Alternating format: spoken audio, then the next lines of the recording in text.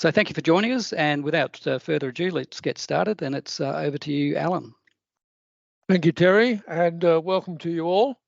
So what we've got today is a short presentation, and we'll try not to make it too long, but to give you the background, and then because I don't know what you don't know, we'll then open it up for the questions. So as you see, here's the first slide of our presentation. What is the Part 1 through on Manual of Standards, and why do we need it? So the Part 1 Manual of Standards, or the MOS as we call it, provides the detail for the operational rules for balloons and hot air airships that are set out in CASAR Part 131, which came into force on the 2nd of December 2021. So parts of those, number of those rules are already in place and active, but wherever any of the 131 rules mention the MOS, those rules are not active because we don't have the MOS made yet. So the workaround for this situation is that we have two CAOs, the old CAO 95.53, which applies to AOC holders, and the old CAO 95.54, which is for private balloon operators. And in those CAOs, if you've looked at them recently, there's really just a long list of old CAR, Civil Aviation Regulations, CAOs and instruments that are designated as being applicable to balloon operations. Now, some of those old CARs that they refer to have actually been repealed now. If you looked on the Federal Register of Legislation, for those you'd see that those old rules are in the old discontinued versions of the CARs.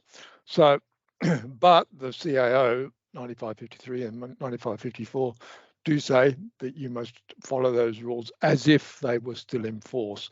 So this is an unsatisfactory situation for all of us, and so the does lead to some kind of legal uncertainty.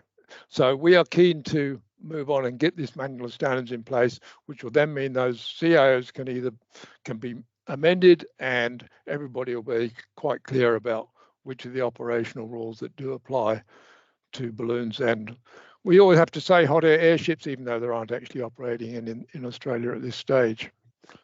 So the next slide is the Part 1.3 MOS. So the first draft of this we actually publicly consulted back in August, September 2021. And the making of the MOS was deferred, and we've been working with the industry to amend it and modify it and make it more suitable for what we want, clearer. So we've been working with the technical working group, the TWG, and other representatives, and made quite a number of improvements to this MOS, and it's been drafted so it's easier to navigate through the old instruments and so on, which a lot of the old rules will disappear. And as I said, and then in the MOS, it's set out in chapters, so that there's a chapter on VFR, there's a chapter on flights over populous areas, there's a chapter on flights over water, and so on. So it's a much easier document to navigate. And one of the reasons why we have all this detail in the Manual of Standards, of the MOS, is because it's very much easier for us to make amendments to that detail. So the regulation is drafted by the Office of Parliamentary Counsel, the Attorney General's Department, the lawyers there, and it takes literally years to get that work done. Whereas the MOS we write in-house here in CASA, and so if we decide we need to make an amendment, it is a relatively easy process to do that through with our legal department.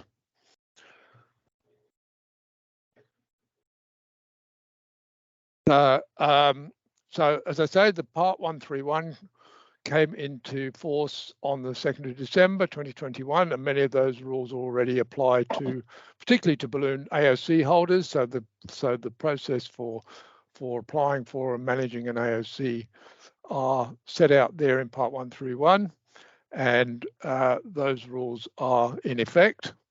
But the detailed operational rules are still waiting to be enforced through the MOS. And it does apply to all aircraft operations. So the operational rules are very, very similar regardless of what kind of activity you're conducting. And there may be a few extra rules for balloon transport operators that particularly apply to those passenger carrying operations. But as we say, everybody is affected by the fact that this is this uncertainty until we have the MOS in force.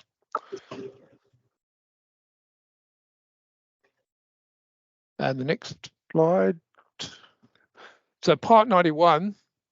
So we tried to get as much of the detail that relates particularly to balloons into Part 131, but there are quite a number, probably 60 to 70 rules that are kind of general aviation rules that really apply to anybody, whether they're flying an Airbus or a helicopter or a Cessna or a balloon.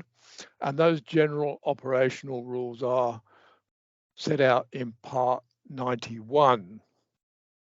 So in most parts of the world, the balloon rules would be all in Part 91. We are fortunate in a way in Australia that we actually have a more dedicated part, particularly for balloons. I don't know of anywhere else in the world that has a Part 131.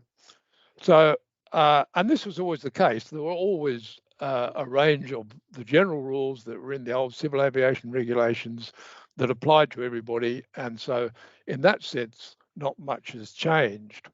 However, we understand that it is all new to a lot of people, and therefore we need to provide some kind of guidance of how to find your way around these different rules. We've tried to keep as many of the provisions out of the Part 91 MOS, and so there are just a few in there that really don't apply to very many balloon operators. But for example, those are the remote area descriptions, the standard visual signals, which really hardly ever, would apply to a balloon.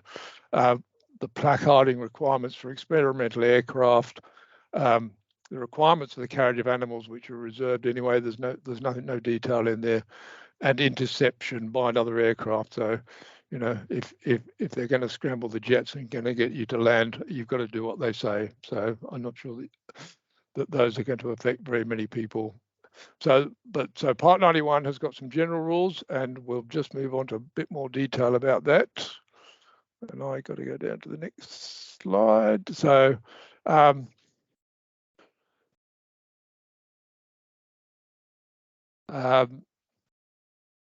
so we recognise that there is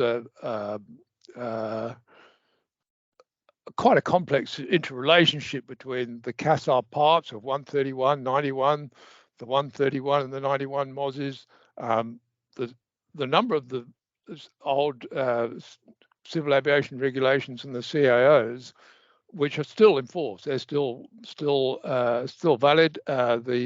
Particularly those that relate to commercial pilot licensing and general balloon maintenance and airworthiness, those are all still in the CARS Part 5 and Part 4. So to make this understanding of this complexity of regulations, we are developing a guide. So this is a sector guide. CASA has made a number of plain English guides, which are guides to regulations, translating the regulations, but we're now moving into creating sector guides. So this is one of the ones that are in the process of production, and these will refer particularly for balloons and hot air airships. So this guide will include the Part 131 regulations and the MOS for balloons and hot air airships. It'll include the Part 91 regulations and the MOS, any MOS provisions that apply to balloons, and it will make reference to the CARs and the CAOs that also apply, and will provide a guidance towards. There's a number of other publications that we produce, advisory circulars that replace the old caps. We have guidance manuals and acceptable means of compliance, and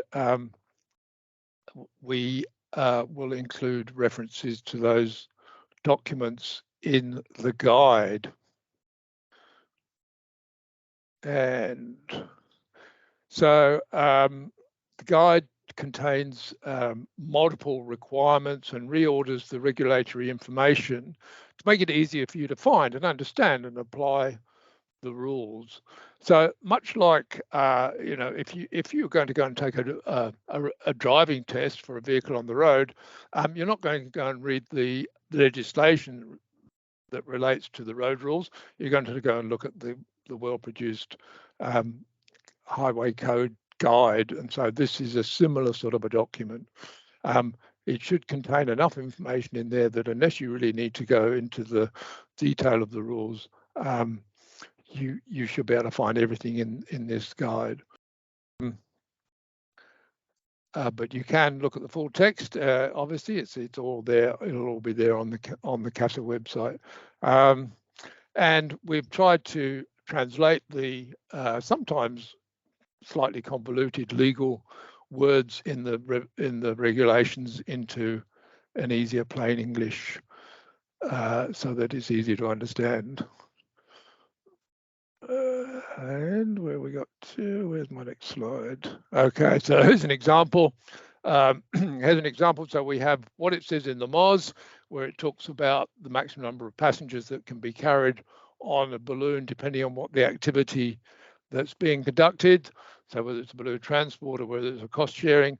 So then there's a simpler version of that so you can quickly look, you go, okay, I'm doing a recreational activity. Oh, I can actually carry 24 people. And there's a reason for that, is that, of course, when new balloons are being test flown and so on, it's not a balloon transport operation. It is conducted basically as a private operation, and so there has to be a facility to be able to carry the maximum number of people. And that will then, to make it even easier, there's a graphical representation at the next slide that shows you there how many people you can carry depending on what you're doing. So the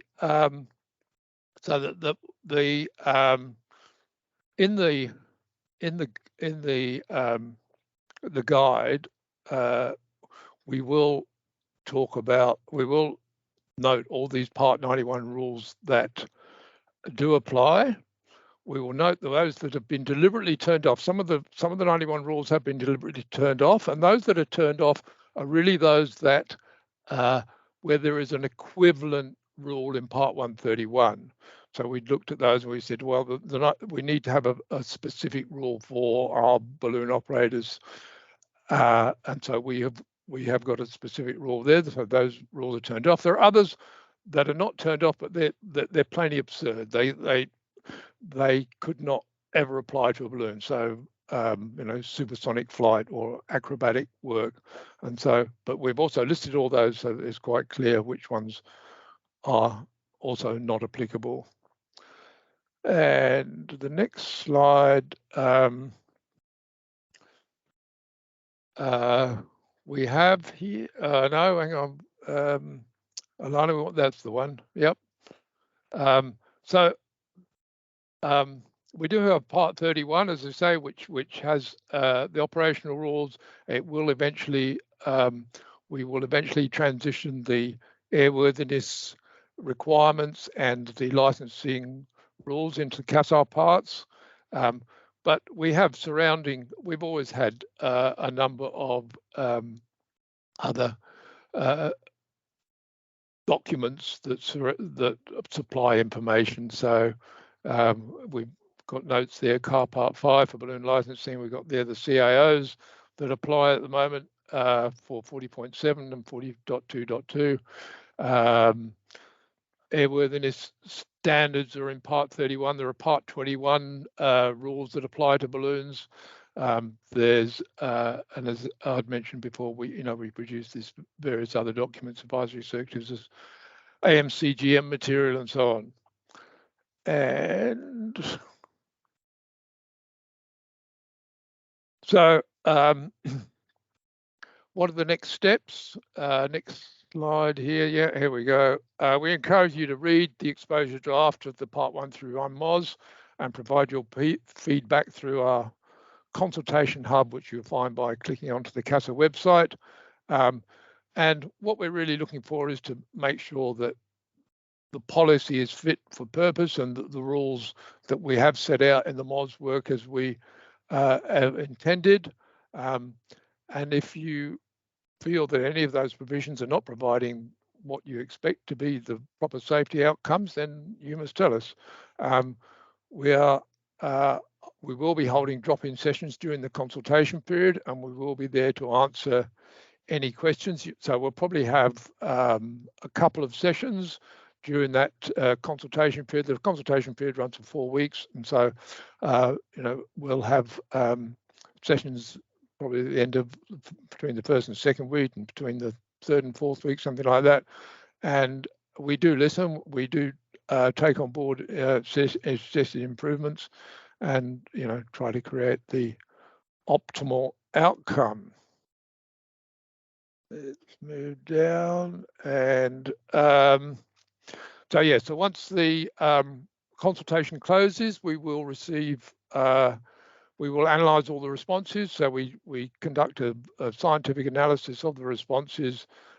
We consider the suggestions and publish the results. Now we don't guarantee that we will necessarily incorporate every suggestion. If somebody says no, we should all tear the whole thing up with it, we probably wouldn't do that. But we will look at serious suggestions. And then what happens then is that once the MOS is settled, that it's been agreed, it then gets made into a legal document, but it doesn't necessarily commence or come into force until a date that we decide.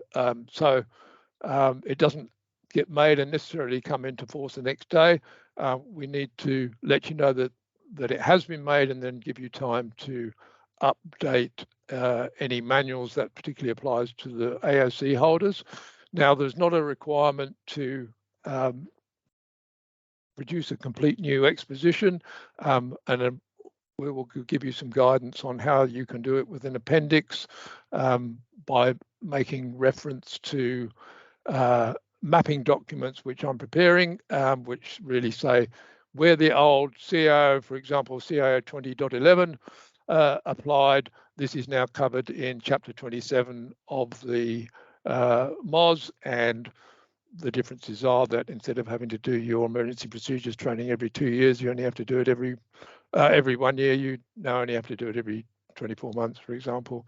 So there's any of those little differences you can note in the appendix and submit that as part of your operations manual. There will be a question at the end of the survey. So when you look at on the consultation hub and look at the Part 1 through 1 MOS consultation, there will be questions at the end of the survey. You can state your preference of when you think the MOS should commence, whether you want it to be 1 month or 3 months or 6 months, whatever you think. And any operator who has a particular problem with any particular provision within there that thinks that for their particular operation they might need some relief from the requirements, they can always apply for an exemption, and we'll look at the safety implications, and an exemption can be considered. So the next slide. what do we need to do before the MOS commences? So an AOC, you already have your operations module or exposition that set out your operational procedures. The current operations manual, as I was saying, that can be amended with an appendix. We have developed a complete exposition template, which, if anybody is interested, we will be working through that. If people want to rewrite their manuals, or particularly a new entrant might want to start off with writing an exposition, and we do have a template. It includes a guide to the template, so there's so that every possible rule is mentioned. And some you might say, yes, well, I can see that rule, that doesn't apply to me, and you can simply make a note of that, not applicable. But we have tried to capture everything, and we will, when it a little bit further down the track, as I said, we will be conducting some webinars and information sessions on writing the exposition. So an exposition, as you probably all know by now, is a bit more than an operations manual. It includes all your documents that you have within your AOC, your fatigue management, your damp, and so on. So those are subject to different rules. Those are not within particularly 131 MOS, but they do get included in your exposition. And we will importantly be training our inspectors, our CASA inspectors, and producing standard procedures worksheets. So the standardization across CASA, and so we have a number of documents we've been preparing. We call them the PPW documents, the principal protocol and worksheets, so that for example, for a new entrant that comes in and wants to apply for an AOC, there is a very standardized worksheet that an inspector would work through to assess that application. And we must be getting near to the end. And yep, so what comes next? Where did we do that? Okay, so right, sorry, not quite. We are, what comes next is that the consultation will open in the next few days and will be open for 4 weeks. We encourage you to view that and the draft of the guide. We're not especially looking for feedback on the guide as such, except in a general way, but look at the content, look at if it's understandable. We will send you an email once the consultation opens, but it will be open in the next few days, probably this week. But this is, in a sense, is only the end of the beginning, because we have a lot more work to do in the 131 space. We're working closely with the Australian Balloon Federation at the moment, with the ABF, because I'm sure you're aware, we are assuming the administration of the recreational ballooning activities as from the 2nd of December.